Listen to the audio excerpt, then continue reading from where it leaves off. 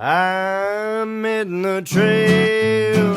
It's time to do some talking. I'm gonna find me a honky-tonk hero with a story to tell. We'll have a chuckle. You never know, you might learn something. I'm hitting the trail. It's time to do some talking. I'm hitting the trail. It's time to do some talking. You're listening to Tales from the Trail, brought to you by Cowboys and Indians Magazine. Now here's your host, Tyler Gummersall. Welcome to this edition of Tales from the Trail. I get to sit down with my friend, Mr. Jon Gunn. Jon is a lifetime director of the Houston Livestock Show and Rodeo, which is pretty neat. It means he's been working on the various committees for a very long time. To get to that level, you got to put in a lot of hard work. So it was really neat to chat with him about the rodeo and the history of the music, and also the history of how much it actually fundraises and gives back to the schools in Texas, which is a pretty neat deal that I didn't totally know about. I got to meet Jon the first time he was doing some chuck wagon cooking. He's also a champion chuck wagon cook, and we talk a little bit about that as well, but just a really neat, good old Texan, and I appreciated the conversation talking about Western values and such. So, check it out. Yeah, well, here we are at the Javelina Hilton, on the front porch, no less. This is a beautiful place you got out here. We feel fortunate to find it here in Fort Davis. Yeah. Great area. Good for cattle out here. Been cattle country for a long time. There's still a bunch of big outfits running cattle out here. It's so neat to drive across these big open spaces, and you realize, after being in the city for a while, you realize how much land there really is out there that most people don't ever see in their whole life. If you stick to one little place, you miss out on a lot. I think Jeff Davis County has a total of 2,500 people in the whole county. Yeah. And no stoplights. Yeah. I'm glad to say. No stoplights. I like that. And probably more cows than folks, huh? Absolutely. Do you know what it takes an acre to, per head out here? 20, 25 acres a head here. Acres. Yeah. Man, that's a lot. That's a little different than Colorado. But the grass is very nutritious. Yeah.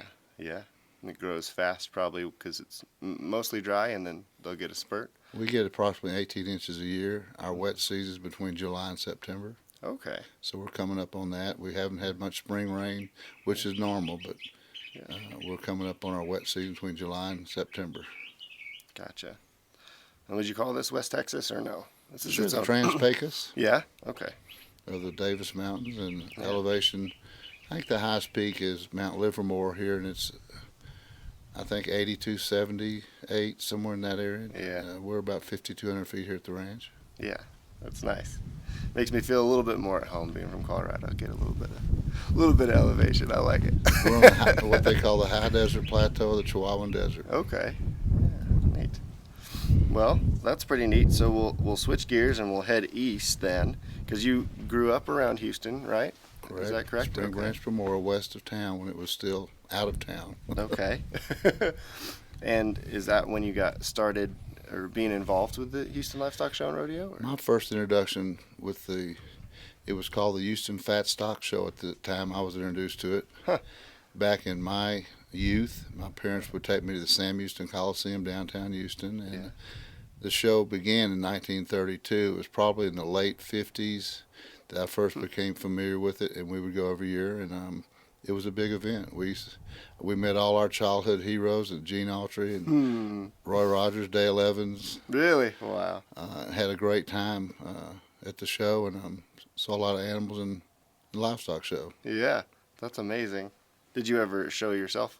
I did not. No, yeah. We had horses behind the house where we lived, but we did not show. Road trail rides coming in for the rodeo as we grew up and got older.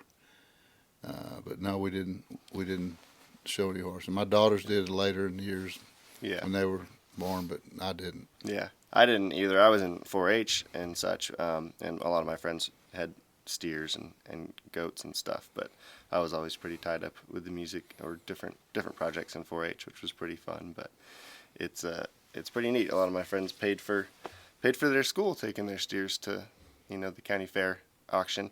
I think a lot of the listeners and viewers might be familiar with the concept, but a lot of people might not be. But it's pretty common across the country for 4-H and FFA. You raise a steer, you're responsible for that animal, and then you take it to market at the county fair at the end of the year, or in this case, the livestock show, right? Correct. Yeah, and then folks bid on it in a live auction setting, and the kid gets some money. Correct.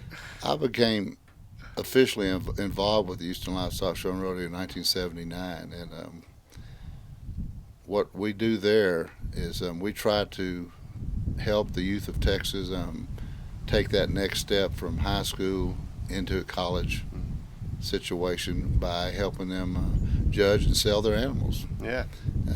The show's a 501c3 charity, always has been.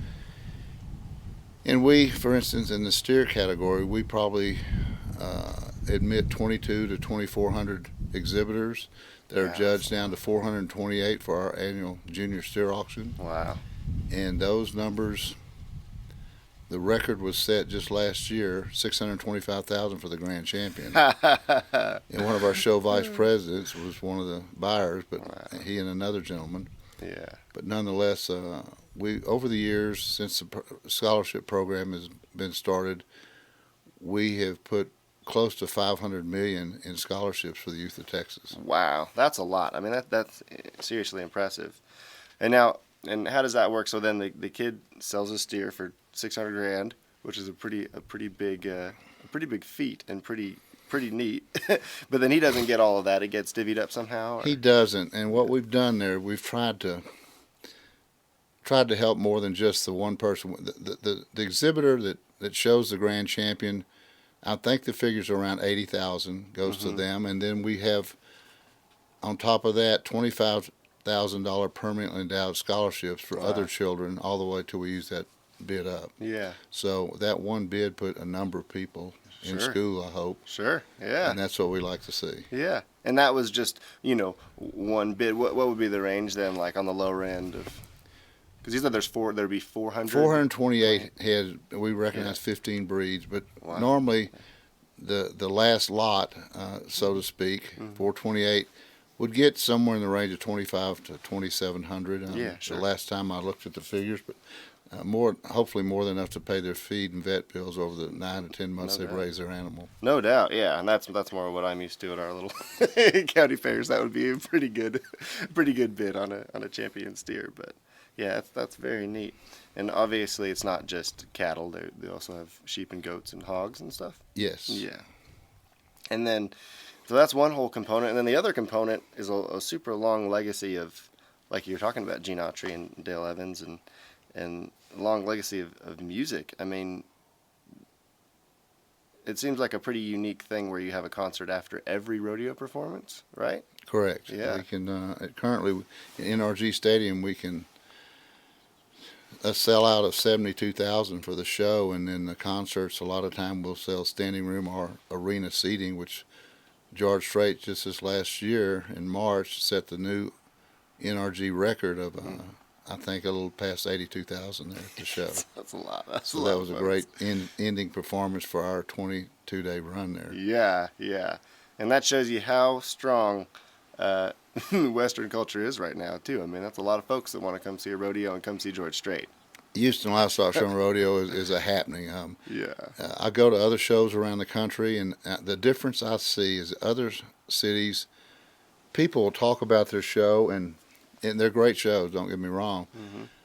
But in Houston, if you ask someone about the Houston Livestock Show and Rodeo and they say, I'm not involved with it, their response would be, well, why not? Yeah.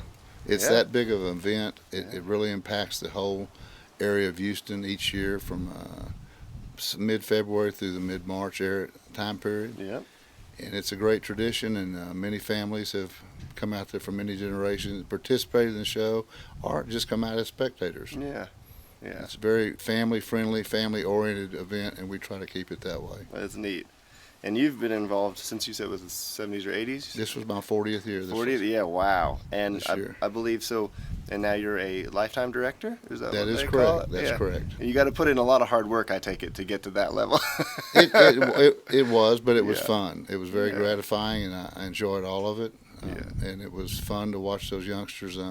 As long as I could see another smile on their face and their success in their projects each year, I was there to help out, and hopefully I did.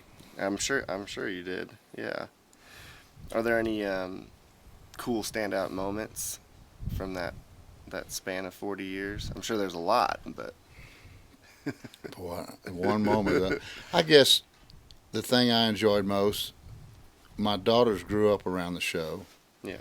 And they were able to get backstage passes and meet their musical heroes, Yeah. so to speak, over the years. And they have memories that they'll never forget from that show as young ladies. And I think that was probably one of the things I enjoyed most, to see the joy they had to meet their heroes there after they saw them perform on stage at the show. That's really cool. And as they became older, they were allowed to ride one night with me in Grand Entry if their grades had been good that 6 weeks before school. Well, that's a pretty nice carrot. Yeah.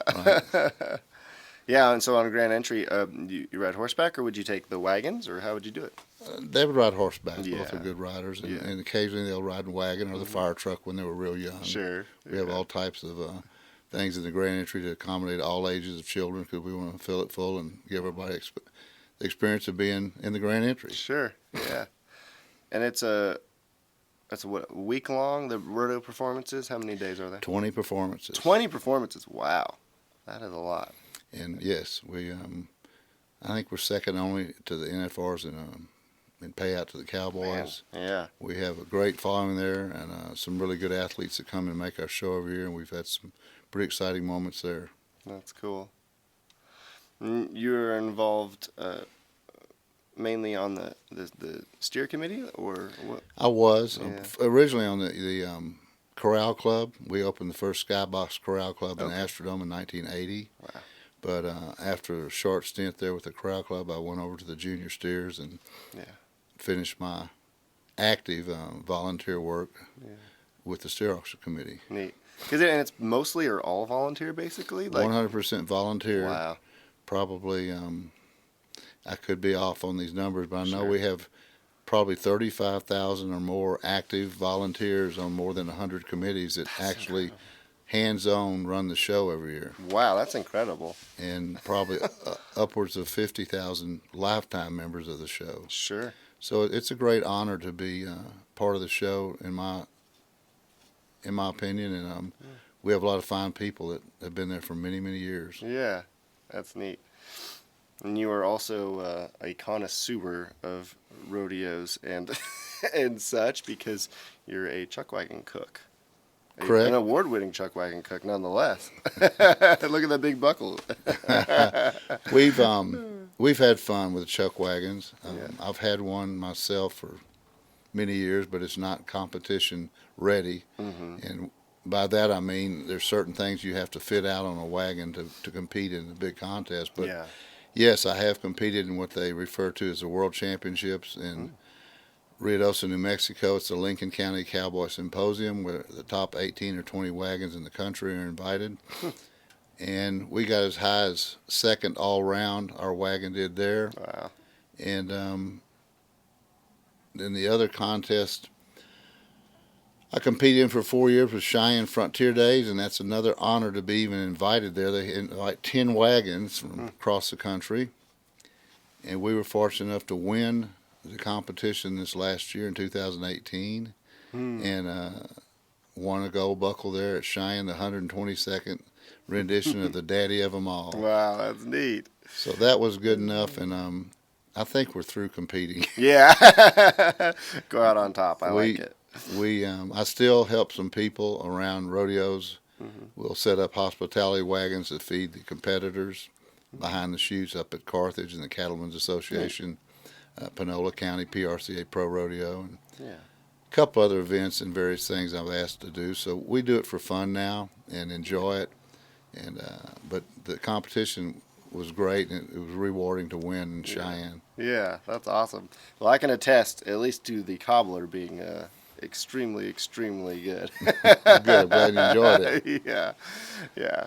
And man, that's got to be an art too, because there's no ovens with digital thermometers and set it and walk away. I mean, It's learning your fire. You're correct. How Yeah. you cook with your coals, and what coals are hotter and which are not as hot. So yeah, you need to learn your fire on that Dutch oven cooking. Yeah. It's a key to getting it right. Yeah, I think we could all adopt that metaphor for life as well, huh?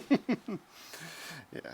So, in your travels around and stuff, have you seen a change, either I guess positive or negative, more or less, in terms of kind of how many people are interested in Western culture and those traditions? Because you probably have a pretty good sampling between Houston and all these other places you go to. I still see I guess enthusiasm, awe, interest Hmm. from people that don't live the Western lifestyle or the cowboy way, are still interested in talking with them, being around them, hearing their stories. It's still very important to me to pass this on to younger people, that some of my experiences I've had as a child and right on up till today. Yeah. My daughters, the same thing. I pass it on to them. They're very educated in what we're talking about right here, the cowboy way of life. Yeah. But these big ranches out here still do it the old way, and I'm glad to see that. Yeah. They're carrying on the tradition, and you see their children coming up as soon as they can get on a horse. They're right there in the pasture with their dad, Yeah. and it's great to watch that coming down. Yeah. The big cities sometimes miss the whole scope of what we're trying to say to them or show them. Yeah. But overall, I still see a real good interest in the Texas cowboy. Any place I go in the world, recently in Italy in September, and they couldn't ask enough about the cowboy way and cattle in Texas, and they were just enthralled with it. And Yeah. we were really welcomed into that country simply because, more because we're cowboy, and they knew we were from Texas. Yeah. Which is like an even bigger standing, I'm sure, for them. They probably know it and have heard about it more than anything else in America. Yeah, there's been a lot of stories and novels and movies Yeah. written and shown about that, and that's what they've probably picked up on. Yes. Yeah, sure. No, it is pretty neat. I definitely love Texas, and being out here, it's a very comfortable place to wear a cowboy hat and be Western, which I'm used to. That's how I grew up. And in terms of music, it's incredible, and the folks are all really nice. So I'm a big fan of Texas, no doubt. Right. Well, in your journey, kind of coming to the livestock show and rodeo, obviously you grew up a little bit rural then. You had horses in the backyard. We and did. such. We had some acreage behind the house, and we really boarded horses and took care of them for people that came out on weekends and used them. And we rode all over the west part of Houston and in areas that are now covered in houses. Yeah, sure. But where the loop, for instance, Loop 410, 610, I should say, it goes around Houston. We would ride our horses as children over to the Westheimer Stables and water them before we turned back. And the Westheimer Stables is where Saks Fifth Avenue sits at the Galleria right now, on Post Oak. Yeah. So it's quite a difference, and all those roads were dirt and gravel back then. So we had a great childhood. Even though close proximity to downtown Houston, it was still very rural, where we hunted out the back door and had a great childhood. Yeah, that's neat. Well, I know certainly for me growing up that way, it impacts you the rest of your life. And a lot of the, Western values of the cowboy way, like you're talking about, I think translate into other endeavors too, like your professional life and your collegiate life. Would you say that that's true? You get a good foundation. I did. Yeah. I was fortunate enough to go to Texas A&M and Oh. enjoyed my time there. Couldn't have afforded it on my own. I got some assistance through athletic scholarship, and was able to get my degree there, and very proud of it. And both my daughters are 0206 grads, so yeah, we're proud of that part of our heritage. Yeah, and that's what's really neat. Like, especially in Texas, it seems like it's a big deal to be proud of that and keep it going forward. You don't abandon, you know, what got you here, and what got you here is cattle and oil, right? Well, the oil and gas business Yeah. put me through and put my Right. daughters through school. But Yeah.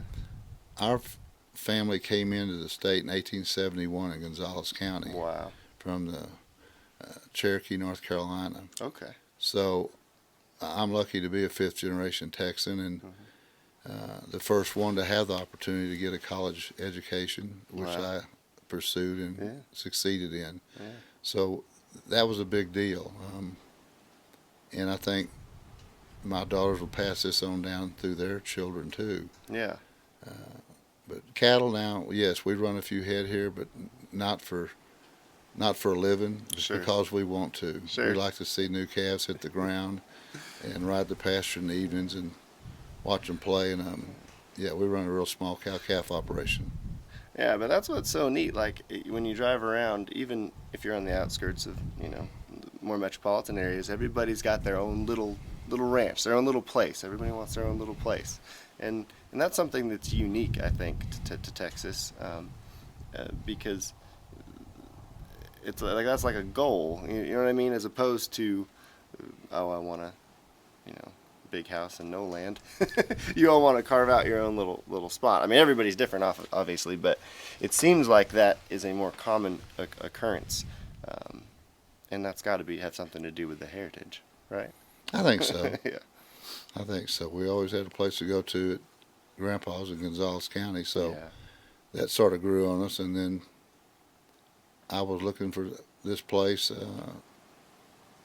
in the late 2009 in that area. Yeah. I'd lived out in this part of Texas years before and became very familiar with this area, liked this area, and so a place came up and we were able to close it, and here we are. Yeah. That's neat. Now, have you cooked with the chuck wagon for outfits at all, like trail rides or cattle drives, stuff like that? Haven't cooked on the cattle drives, Yeah. cooked on a trail ride, Sure. but cooked for a tractor pull here recently. That's fun. Kendall County Heritage Association Museum. Yeah. Cooked a breakfast for 100, Wow. and that's the type of thing that we do now. We'll have a cook on New Year's Day and Mother's Day and birthdays, that type of thing. Yeah. Fun cooks. Yeah, that's really neat. It's always a special, I think, watching people kind of experience that type of cooking for the first time is interesting, especially kids, because it's kind of mind-blowing that you're cooking over coals in this pot in the ground, It's so different. They enjoy it. Yes, Yeah. they do. Youngsters enjoy it, and adults alike. They enjoy eating out of the Dutch ovens, and Yeah. when we take the time to do it, we enjoy doing it. That's fun. Well, I know you've told me some pretty fun musical stories. Now, Houston has launched a lot of people's careers, including George Strait, right? I don't know if folks are so familiar with that. Can you mind telling the story? Because you were there, right? I was, and I'm going to leave parts of that, obviously, but I think the year was '83. Yeah. And we had an entertainer under contract who became ill the night before he should perform. Right. And our chairman at that time, I think, was Lewis Pierce. And he came up, he said, I think I know a band up in San Marcos. Let me call them. And he called a group called Ace in the Hole Band and asked if they could come play a matinee performance there in the Astrodome at the last minute's notice on a Friday, play the next day on Saturday. And they said, yes, we'll accept that. And they did. And that band was not only Ace in the Hole, it was George Strait. And he came and played our show that afternoon in front of about 40,000 people, if I recall, in Astrodome. Brought his horse, rode the rail, and threw his hat in the stands, and the rest is history. Yeah. You know where it went from there. Yeah, and how neat is that? Yeah. And you got to be some confidence there that the chairman had in that band to be able to call and say, hey, you guys come bail us out, because it's not, it's not playing down at the bar subbing for somebody. That's a big deal. Lewis Pierce was a phenomenal man, and he was great for the show for many, many years, and it was things that he did like that makes this show so great. Yeah. But when George has given back to us for many, many years, as recent as this last March, and has been a big asset to our crowd attendance and the type of image we want to portray to the public. Yeah. He's a great entertainer and a great person, too. He and Norma both. Yeah, yeah. He's definitely the pinnacle, pinnacle of that. Can you run off? I don't know if you know by memory, but just some of the folks that have played there, because it's pretty much anybody who's been anybody in country music has played the rodeo, right? I would feel bad if I tried to name them all, because I'd leave somebody out. I'm sure, yeah. But obviously George, and I would think Alan Jackson and Brooks and Dunn, and yeah. Yes, my daughters would always speak very highly of three individual groups that they were really pleased to see backstage, and said they were very much gentlemen. Aww. And complimented their boots and their Western wear, and it was Alan Jackson, Brooks and Dunn, and Tim McGraw. Yeah. And they'll never forget it. That's when they were in their young 8, 9, 10, 11, 12-year-old years, seeing them, and they still remember it and still tell that story. That's so neat. Yeah, what a great experience for them. We found most of the entertainers we have there are very, very good people, and a lot of them give back some or all of their money to the scholarship Wow. program. So that's really neat. that happens quite often. It's not publicized, and they don't want it publicized, but it's quite often we see that. Yeah, that's excellent. I think they should. I mean, that's a big part of why I'm an artist, just to try to help out. But yeah, that's great to hear. It's always nice to hear the good stories, the good guy rock star stories. Yeah. So with the scholarship fund, then how does that work? Kids apply, or is it a separate entity, or? It's the children that are the names they're giving us are picked by their individual school districts. Okay.